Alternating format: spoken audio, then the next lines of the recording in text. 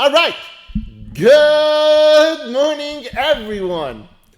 And thank you so much for joining us all here today. Today's shiur should be in the nishmas our dear friend Menachem ben Yisrael Yaakov, as well as my dear aunt Rivka Bas Gavril Tzvi, and for Zaidi, Reb Shmuel ben Yosef Dova Cohen, and B'schus l'Refuah Shalema Bekarov, Meshalom ben Sarah Rachel, Miriam Basara, and Yair Yeshia ben Chaya Atara. Today we are on page 128 in the Or HaVigdor, for those who are following along. And today we are talking about the fourth of the 5 prefaces of Bitachon in order to have a best case study for structure, in order to have a full structure in learning how to be a baal Bitachon.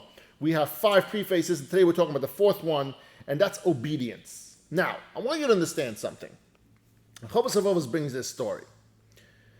If you go to your buddy and you ask your buddy to do you a favor, right? You're asking for his help. Now you know your friend that you're asking for the favor also dislikes when people do a certain something. And you are one of those people who does that certain something. When you go to your friend and you ask him for that favor, are you going to try to refrain from doing that something that's bothering him? Or you don't care? That's what obedience is over here. Hashem, you're going to ask Hashem for something. Everyone needs something from Hashem. We go to ask Hashem for that happy life, right? But at the same time, Hashem is also requiring of you to refrain from doing averos, to do the mitzvos that He has presented, yet you are not necessarily on that page.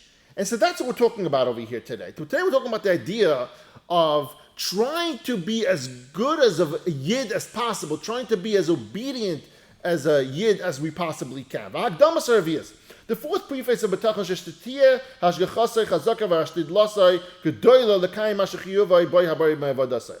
That when a man wants to trust in Hashem, his attention should be strong, and he should exert his intense care to try as much as he can to fulfill the duties with which Hashem has charged him in his service. He should commit himself, mitzvos, to carry out all his commandments, and to guard against everything that Hashem has forbidden, all those averos.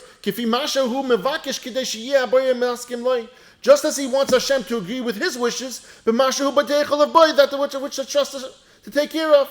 Just like you want Hashem to listen to you, you got to listen to Hashem.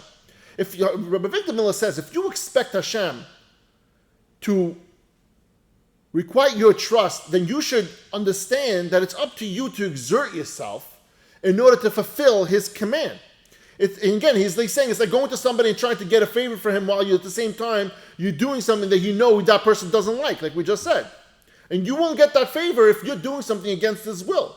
With Hashem, you should try as much as possible to do what pleases Him so that you can reasonably hope for Him to carry out the wishes that you have from Him.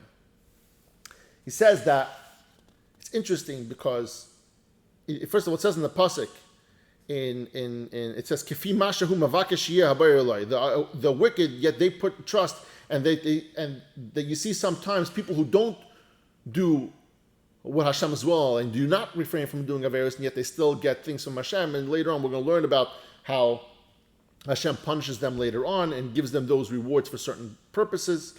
But in ancient times, even wicked people believed in Hashem. And it's funny how today's days, even holy people don't necessarily trust in Hashem as much. And it says that back in the day, there were more people that trusted in Hashem, even though they did wicked things. And even those people, they still trusted, even when they were doing their averos. And over here, there's a piece over here, it's called Growth with Action. And throughout Rabbi Victor Miller's Svarim and Or HaVigdor, they have this concept of growth with action. I'd like to touch on this one today. And he says, if you want to fulfill a mitzvah, the mitzvah of Bitachon, you should know that it requires you to do things that will give you more favor in the eyes of Hashem.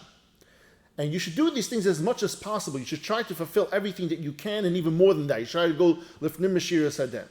He says, don't let it bother you right now that you're only doing it because you want something in return.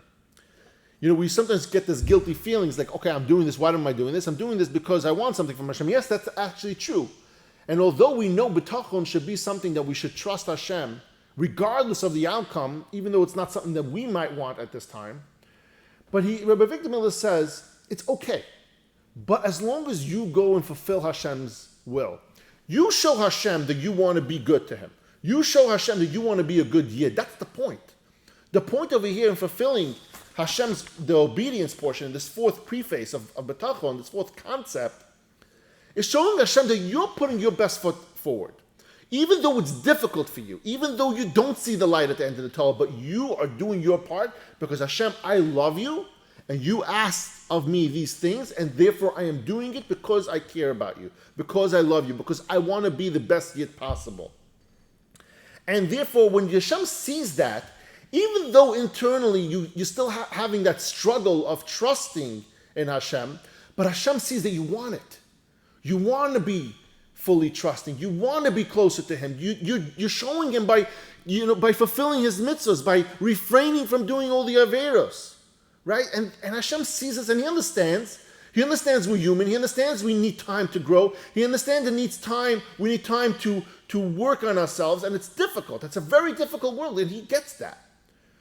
But Rabbi Victor Miller says over here in the growth with action of pleasing Hashem, even though it's difficult, show Hashem that you're trying. Show Hashem every single day that you get up and you want to do what He wants you to do. And therefore, He was going to now want to do things that you want to do. And He's going to say over here and over here, there's a pasuk. It says, Kamasha Amar Rabbeinu Zochayim Mevracha. In Avos it says, the Chasal say, Asay Ritzoyna B'Tzoyncha Kedei Sheyaseh Ritzoyncha Ketzoynoi. Treat Hashem's will like it's your will, so He will treat your will like it's His will. That's very powerful. If you treat Hashem like it's your own will to do so, then Hashem looks at you and says, okay, what's your will? You need health, you need parnasa, you need children, you need a shidduch, whatever it is you need that happiness, I'm going to make it a personal mission to make sure you get it. Because why? Because you made it a personal mission to uphold the mitzvos and refrain from doing the avodas that Hashem commanded. And therefore Hashem says, you know what? I see you're trying. Even though you haven't reached that level of bitachon that you haven't internalized. I know it's a very difficult thing to internalize it. Every single day, there are things that make it harder and harder to internalize. But remember something, every single day you also got to a different level. That what bothers you today is not necessarily something that's going to bother you in a month or a year from now. What's bothered you a year ago is not what bothers you today anymore. You know why? Because you grew. Because you worked on yourself and you've gotten to a different level. It's possible. You're getting there. You're getting there because you're working on yourself. We're all doing that every single day. And he gives one last example over here. He says, for example, he says you have to be careful from doing things against Hashem's will. If you're inclined to hate a particular Yid, someone who's bothering you out there, you have all the right to be upset at the guy. But you should suppress and nullify that feeling because it goes against Hashem's will. As it says in the pasuk, what does it say in the pasuk? Lo sisna sechicha b'vavecha, hacheich techicha esamisecha, v'lo sisa alav chet.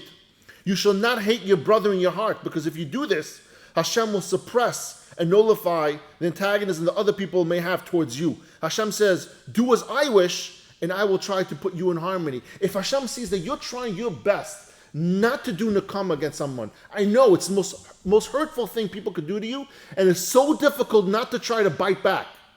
And Hashem says, you're trying very hard not to bite back. What I'm going to do is next time something is deserved to you, I'm going to make sure that you don't get bit back at. That even though you deserve maybe a punishment, Hashem says, you know what? You refrained and you listened to me because I told you not to do nakam. I told you not to bite back. I told you to uphold my mitzvahs. I'm going to make sure that next time you get one back. That you get what you deserve. And because you held back this time, next time I'm going to hold back from punishing you what you need to. And it matter even more than that. Hashem's going to give you a chutzim for that. And so that's the important lesson we learned today. The important lesson we learned today is, in order for us to have full trust in Hashem, one of those caveats is that we need to participate and we need to do what Hashem wants us to do. It's very difficult for Hashem to want to do nice things for you when you're a baal avera. It's very difficult for Hashem to want to do things for you when He's asking you for some basics and you're not even coming through with those basics. So it's very important for us to try to push ourselves a little more. And you can't just change overnight. It's never going to happen. Actually, as a matter of fact, I once read this thing. It said that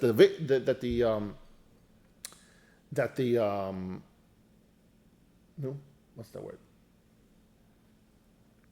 The Yetzer Hara, I'm sorry, I don't know why it slipped my mind, but the Yetzer Hara tries very, very hard to overload you with ideas to do better for growth. Why? Because he knows that human beings, when they take on too much, eventually they burst and then they do nothing.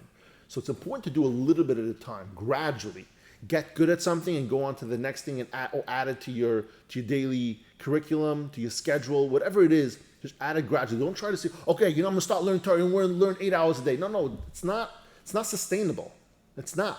You need to build up that muscle for that. And so in order to do so, do it gradually, but show Hashem that you're working on it. Show Hashem that you care and challenge yourself. When there is an opportunity for you to get upset at someone because of something, or is it an opportunity for you to slip really easily and do an avera, hold yourself back. Because one of the biggest chusim you'll get is when you're actually about to do an avera and you say, what am I doing? You stop and you step back. You say, no. This is not for me. And Hashem sees that and he says, wow, you were so strong at that moment. I'm going to make sure to stay much stronger for you when you need it most. Thank you, everyone, for joining us all here today. And I love you all.